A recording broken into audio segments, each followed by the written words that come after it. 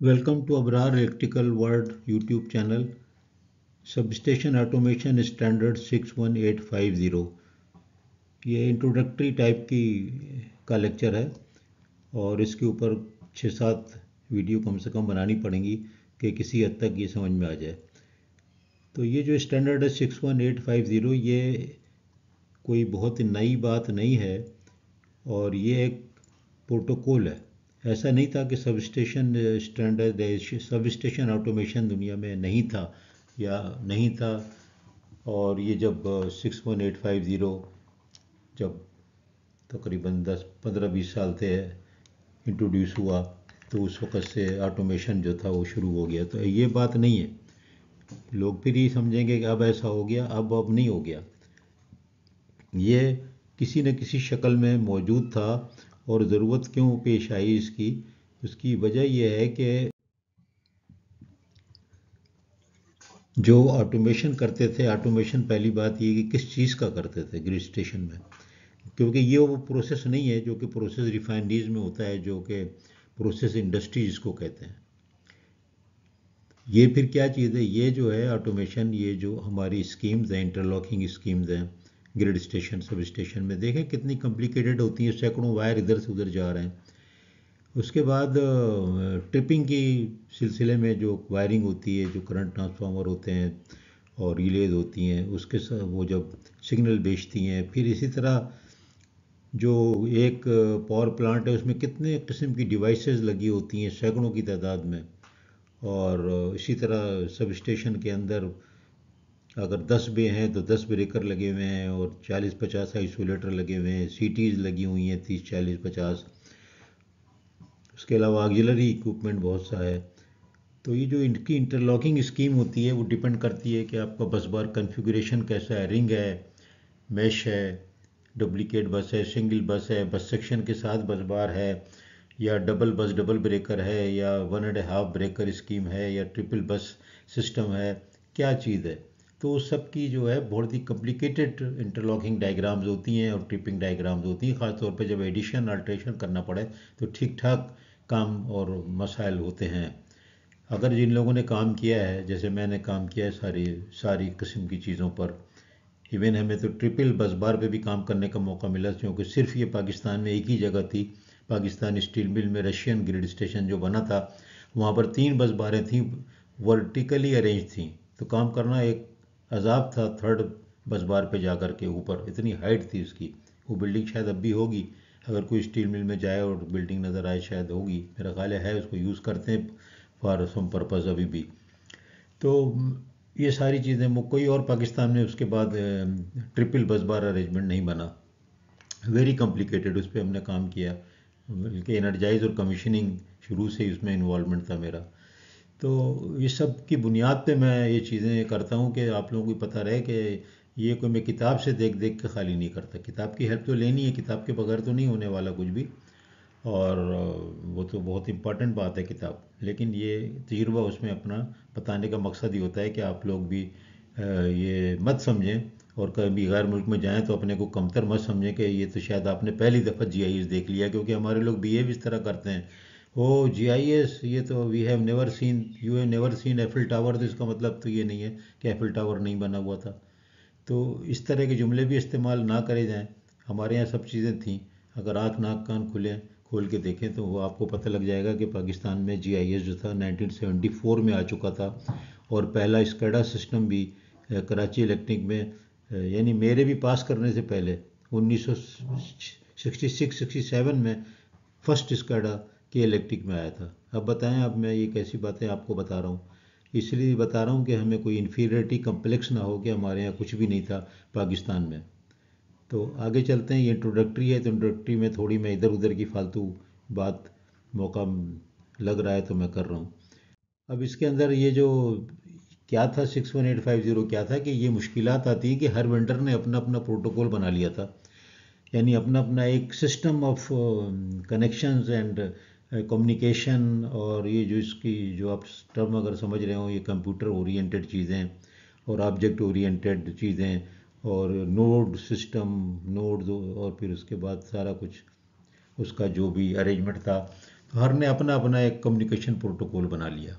तो इसलिए फिर ये सारे वेंडर को प्रॉब्लम ही आती थी कि फ़र्ज़ करें एक ग्रिड आपने बनाया और उसके अंदर एक्सटेंशन करना पड़ा। पहले जो था एबीबी ने किया था, दूसरा टेंडर सीमेंस को मिल गया, तीसरा जो है एसीओएल को मिल गया, चौथा शनाइडर को मिल गया, जीई को मिल गया, टोशिबा को मिल गया। तो क्या हुआ कि प्रॉब्लम खड़ा हो गया आपस में, वो एक दूसरे के साथ कम्युनिकेशन करने के लिए बहुत बड़े मसाइल होते थे और एक और अडाप्टर सिस्टम बनाने पड़ते थे फिजिकली भी और कम्युनिकेशन के लिए भी। फिजिकली भी प्रॉब्लम आता था जीआईएस में कि अडाप्टर जिसको कहते थे।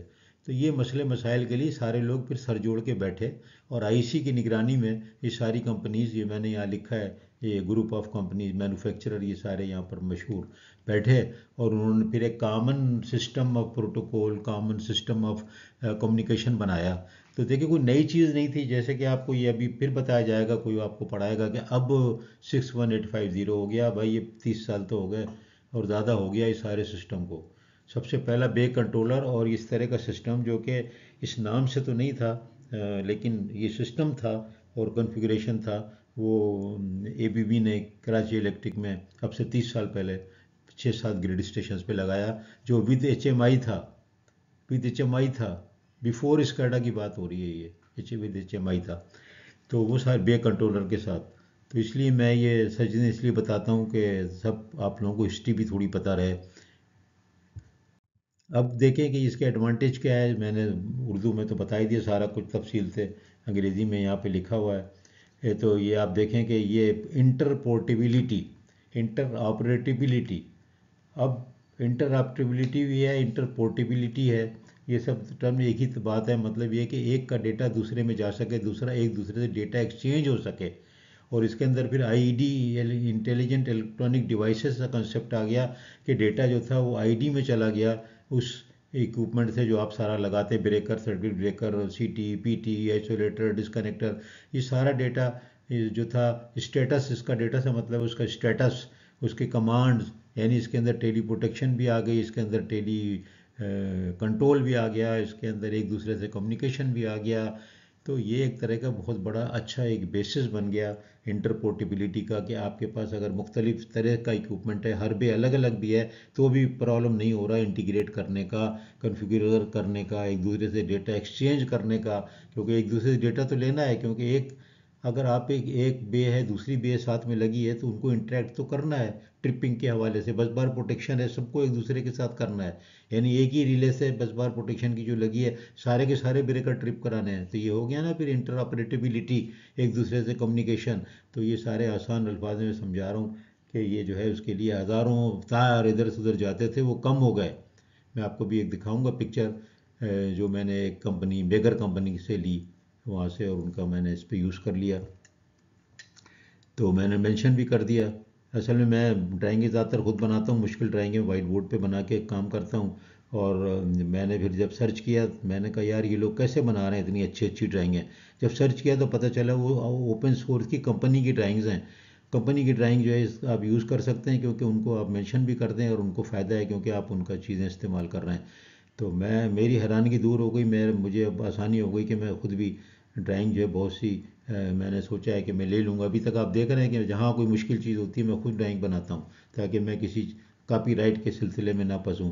लेकिन आप ओपन सोर्स पे सलाह ढूंढें और आप हिम्मत करें और आप इस्तेमाल करें, तो और फॉर नॉन कमर्शियल पर्पज़ के लिए तो वो तो कोई भी प्रॉब्लम नहीं है। तो देखें सारी चीज़ें इसमें आप देखें, मैंने यहाँ पे लिख दी हैं, आप इसको पढ़ सकते हैं। ये जो पार्ट्स हैं 61850 का, इसका टेबल है, इसको आप गौर से रोक करके भी पढ़ सकते हैं, कुछ काम की चीज़ें लिख भी सकते हैं। इसको एक्सप्लेनेशन की यहाँ पर कोई ज़रूरत नहीं है। इसी को मैंने टेबल को ज़रा नीट एंड क्लीनली यहाँ पर टाइप करके लिख दिया। और इसके अंदर आप देखें ये कितने पार्ट हैं, 1 2 3 4 5 6 यहाँ पर मैंने दिखाएं। ग्लोसरी ज़रूर पढ़ लिया करें, किसी भी स्टैंडर्ड को जब पढ़ें तो ग्लोसरी में ज़रूर पढ़ता हूँ। ग्लोसरी में आपको सारा मालूम हो जाता है कि कोई टर्म अंदर यूज़ हो रही है तो उसका मतलब क्या है, उसकी डेफिनेशन क्या है। तो ये बड़ी अच्छी चीज़ होती है, इसको ज़रूर पढ़ें। फिर ये देखें, ये जो इसका पार्ट 7 है, basic communication structure for sub station and feeder equipment, ये लंबा चौड़ा देखें आप, ये इसके अंदर सारी चीज़ें आपको मिल जाएंगी। फिर ये आईसी जो स्पेसिफिक कम्युनिकेशन मैपिंग सिस्टम जो है, तो ये चीज़ें का मतलब ये नहीं है कि आप सबको पढ़ के रटें। कोई भी स्टैंडर्ड को आप ना इस तरह पढ़ते हैं एक बुक की तरह, ना उसको रटते हैं ना उसको याद करते हैं, उसमें से स्पेसिफिक पार्ट यूज़ करते हैं और यूज़ करते करते वो याद हो जाते हैं, और याद नहीं होते तो कम से कम फॉली रेफरल में काम आते हैं। जबकि आप ग्रिड स्टेशन के लिए बिडिंग डॉक्यूमेंट बनाते हैं, या सब स्टेशन या पावर प्लांट के लिए बिडिंग डॉक्यूमेंट बनाते हैं, या आप जो है मीटिंग करते हैं, टेक्निकल मीटिंग बिडर के साथ करते हैं, तो वहाँ पर उन्होंने अपने बिडिंग डॉक्यूमेंट में टेंडर में वो लोग रेफरेंस देते हैं, फलाना नंबर का प्रोटोकॉल, फलाना पार्ट, फलानी चीज़। उस वक्त उसको खोल करके हम लोग मीटिंग में बैठते हैं और फिर एक दूसरे के साथ डिस्कस करते हैं। ना मैन्युफैक्चरर रट के आता है ना आप रट के जाएं, बल्कि सिर्फ समझ के जाएं कि क्या क्या प्रोविजंस हैं, और जब वो चीज़ आए तो आपके इतनी नॉलेज बैकग्राउंड में दिमाग में हो, you should be able to refer immediately, you should be able to discuss and argue your points के व्हाट इज़ द नेसेसिटी, क्यों ज़रूरी है क्यों नहीं ज़रूरी है।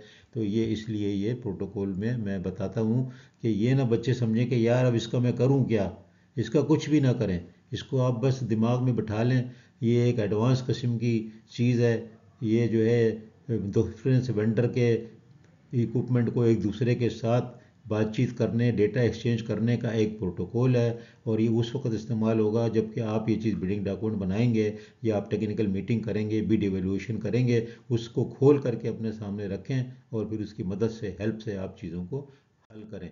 ये देखिए मैंने ये इसको इमेजेस लेके, मेगर कंपनी जो है, मेगर कंपनी एक, जो आप कहते हैं मेगर कर रहे हैं मेगर कर रहे हैं, ये मेगर एक कंपनी है, अभी भी है, बहुत ओरिजिनल कंपनी अमेरिका की है। इसका इक्विपमेंट मुख्तलिफ मल्टी एम सेट, बिडर्स, मेगर, इन नामों से आता है। मैंने इसके तकरीबन सारे इक्विपमेंट इस कंपनी के इस्तेमाल किए हैं टेस्टिंग में। इस कंपनी के सारे इक्विपमेंट मैंने इस्तेमाल किए हुए हैं। मैं उनके ऊपर भी तबसरे के लिए वीडियो लेक्चर बनाऊंगा, वो काम की चीज़ें होंगी। वोल्टेज टेस्टिंग की, multi ampere, high primary injection, secondary injection, इनका बड़ा इक्विपमेंट है। देखें बिफोर 61850 जो हम लोग अभी वायरिंग करते हैं वो इस तरह, ये सारे के सारे वायर जा रहे हैं, इंटरलॉकिंग हो रही है ये आइसोलेटर की ब्रेकरों के साथ। ये देखें एरो बने हुए हैं। ये डायग्राम मैंने मेगर कंपनी से ले ली है, क्योंकि मैंने देखा और उन्हें ली हुई थी तो मैंने कहा मेरा क्या कसूर है, तो मैंने भी ले ली। मैं इसको रेफ़र कर रहा हूँ और बात भी बता भी रहा हूँ। तो वो बहुत से लोग तो बता नहीं रहे हैं। तो ये मुझे वहाँ से डायग्राम ले ली थी कि ये जितनी वायरिंग है ना, ये सारी इस तरह की जंबल अप हुई होती है। आपको पता है, आपने काम किया है, काम किया है, आपको मालूम है। नहीं भी मालूम है तो समझ लें ऐसी होती है। अब क्या है कि उसकी शक्ल ये हो गई। अब कि ये जो इसके नीचे यहाँ से जो ये सारा कुछ आ रहा है, यहाँ पर ये इक्विपमेंट लगा होता है, जिसको कि मैं, एक और मेरा वीडियो लेक्चर है, आप देखें, लेवल्स इन 61850, सिंपल था एक बनाया है। उसमें आप देखिए तो आपको मिल जाएगा कि यहाँ से नीचे एक प्रोसेस लेवल है जहाँ एक्चुअल इक्विपमेंट लगा है। ये जो लेवल है इसको कहते हैं बे लेवल। ये जो बे लेवल है ये वाला, इसको बे लेवल कहते हैं। और फिर इसके बाद जो है ये जो प्रोसेस बस जो है, ये इसके नीचे प्रोसेस लेवल है, इक्विपमेंट है। ये आईडीज़ लगी हैं या रिलेज लगी हुई हैं, और आई रिले हैं, इनके साथ आईडी हैं, इसके ये खुद ही आईडी बन गई है, रिलेज आईडी टाइप ही हो गई हैं। और उसके बाद जो है इसको कहते हैं स्टेशन बस। और ये देखें यहाँ नंबर भी डले हुए हैं कि कौन सा चीज़ देखें, उसके मुख्तलिफ पार्ट्स यानी कि मुख्तलिफ जगह पे अप्लाई हो रहे हैं, इस बात को समझे। फिर ये चीज़ जो है, ये देखें, ये सारा का सारा आपको यहाँ पर सारी चीज़ें आपको नज़र आ रही हैं। स्कैडा में ये चीज़ जा रही है, यहाँ से स्कैडा के लिए सिग्नल जा रहे हैं, यानी कि फाइबर ऑप्टिक के ज़रिए नेशनल पावर कंट्रोल रूम में। ये मैंने सब शो किया लेवल वाले, मेरे लेक्चर में मैंने शो किया। देखें ये 8 है, ये 9 है, और यहाँ से ये देखें जा रहा है, ये 60870 है ना, ये स्कैडा का प्रोटोकॉल है, स्कैडा का स्टैंडर्ड है। इसके ऊपर भी मैं एक वीडियो बना रहा हूँ, दोनों को मिला के बना रहा हूँ, ताकि आपको बताऊँ कि बहुत से लोग कंफ्यूज कर जाते हैं कि यार ये जो है ये 60870 और 6150 एक बात है। एक बात नहीं है, ये स्कैडा यानी supervisory control and data acquisition के लिए ये जो है ये प्रोटोकॉल है, ये स्टैंडर्ड है। इसके भी इसी तरह बहुत से पार्ट हैं। ये सब कोड होते हैं, बिडिंग डॉक्यूमेंट बनाने में आपको कोड करना चाहिए। फिर ये देखें ये सब चीज़ें, स्टेशन ऑटोमेशन, एनालाइज़र, यहाँ पर आप ट्रेनिंग का भी होता है इधर, और एक हिस्ट्री के लिए भी एक टर्मिनल होता है जहाँ पर आप सारा डेटा की हिस्ट्री ले सकते हैं। इंजीनियरिंग का मतलब ये है कि ये यहाँ से आप इसके अंदर स्कीम में तब्दीलियाँ कर सकते हैं। कोई नई बस बार ऐड हो गई तो कैसे ऐड करेंगे, वहाँ तो फिजिकली ऐड हो गई, इस पूरे सिस्टम में कैसे ऐड होंगे। तो ये जो इंजीनियरिंग का वर्क स्टेशन जो होता है, लोड डिस्पैच सेंटर या पावर कंट्रोल सेंटर में लगा होता है, यहाँ से ऐड करते हैं। इसके ऊपर भी मैंने काम किया है। जो स्काडा सिस्टम कराची इलेक्ट्रिक का है, वो 2005 से बनना शुरू हुआ था, 8-9 में कंप्लीट हुआ। 5 अरब रुपए 5 बिलियन रुपीस का प्रोजेक्ट था उस वक्त, तब से 15 साल पहले। इसके ऊपर भी काम करने का मुझे मौका मिल गया था, मैं केई में था। तो ये यहाँ से हम लोग जो थे, जो भी इसके अंदर तब्दीलियाँ करनी होती थी कॉन्फ़िगरेशन में, वो हम करते थे। कोई नया इक्विपमेंट आ गया, कोई इक्विपमेंट ख़राब होकर बदल गया, उसकी एड्रेस बदल गया, एड्रेस चेंज करना है, उसका कॉन्फ़िगरेशन बदलना है, तो वो इंजीनियरिंग प्लेटफॉर्म से आप करते हैं। इसमें एक ट्रेनिंग के लिए सिमुलेटर भी होता है। ट्रेनिंग का भी यहाँ पर नहीं शो है, लेकिन वो मैंने देखा है तो इसलिए बता रहा हूँ। ट्रेनिंग के लिए भी हमने सिमुलेटर का एक प्लेटफॉर्म लिया हुआ था। सीमेंस का सिस्टम है, और वो अपना जो इनकी पूरी की पूरी इमेज आती है, सीमेंस वाले उसको वर्ड मैप कहते हैं। हर का अपना अपना नाम है। वर्ड मैप जब कहते हैं, अगर सीमेंस की टर्म यूज़ हो रही है और ये स्कैडा की बात हो रही है, तो वर्ड मैप का मतलब होगा पूरे आपका ग्रिड का नक्शा, इलेक्ट्रिकल डायग्राम, यानी single line diagram of whole of the वापडा या whole of the K Electric, उसको वो लोग वर्ड मैप कहते हैं। तो यहाँ पर कुछ जो चीज़ें नई शो हो रही हैं वही मैंने बता दी हैं, क्योंकि उसके ऊपर मैंने काम किया है, देखा है और खुद भी पढ़ा है। लेकिन असल बात यह है कि काम किया है और काम कराया है। अभी भी मेरे सारे साथी मुझसे जूनियर और वो लोग वहाँ मौजूद हैं जो काम कर रहे हैं, वो इस बात को बता देंगे कि सर जो है सही बात बता रहे हैं, है ये नहीं है कि मैं किताब से बता रहा हूँ। तो ये सारा का देखें, मैंने आपको बहुत ऐसा विद एक्सपीरियंस पूरी चीज़ आपको बताई है। और अगर आप लोगों को किसी को देखना है सही मानों में स्कैडा सिस्टम, तो वो के इलेक्ट्रिक वालों से परमिशन लेके ज़रा उनका स्काडा सिस्टम जाके देखे, तो फिर पता लगता है कि हाँ यार ये स्काडा इस तरह होता है। फिर मैं बता दूं कि एसी में ये 5वां स्काडा सिस्टम है। जब मैंने ज्वाइन किया था के एसी 1970 में, उस वक्त भी के इलेक्ट्रिक में स्काडा सिस्टम था, ट्रांसड्यूसर के साथ, और टेलीमीट्री मौजूद थी। और ख़ुद मैंने कैनुप कब आया सोचें आप, कैनुप 70s में, न्यूक्लियर पावर प्लांट 1, उसके ऊपर टेली प्रोटेक्शन फर्स्ट टाइम आया था, जिस पे मुझे मौका मिला, मैंने इसको कमीशन किया। Tele protection on the transmission line from the nuclear power plant number 1, जो कि अभी भी है इस वक्त, और वो अब तो 2 आ गया। और तो अब आप देखें कि कितनी पुरानी चीज़ें हैं। बताने का मकसद ये है कि हिस्ट्री को भी जानें और अपनी सॉरी फिगर कट ना करें जब मुल्क से बाहर जाएं कि आपके यहाँ नहीं था। आपकी मालूमात अगर हो जाएगी तो आप जवाब, कितना कॉन्फिडेंस आ जाएगा। अगर आपसे कोई बार पूछता है do you know about tele protection, do you know about SCADA, आप कहेंगे yes I was in the university but ultimately I came to know when in the field that there was SCADA system in K ESC K electric company in Karachi, and there was some partial SCADA system in Wabda, and there was a tele protection on the nuclear power plant number 1 in Pakistan in 1974-75. There was a tele submission, even submission meeting system was there. Submission meeting तो आप लोगों ने बहुत ने सुना ही नहीं है, बहुत कॉम्प्लिकेटेड चीज़ है। दैट मुझे अल्लाह ने चांस दिया, I have also commission that in as a junior engineer. तो ये सब चीज़ें हैं, इसके सब के गवाह मौजूद हैं। कोई चीज़ में मैं झूठ नहीं बोल रहा हूँ, क्योंकि मैं पढ़ा रहा हूँ। पढ़ाना जो है एक मजहबी फरीज़ा है। सबसे पहला लफ्ज़ ही इक़रा है।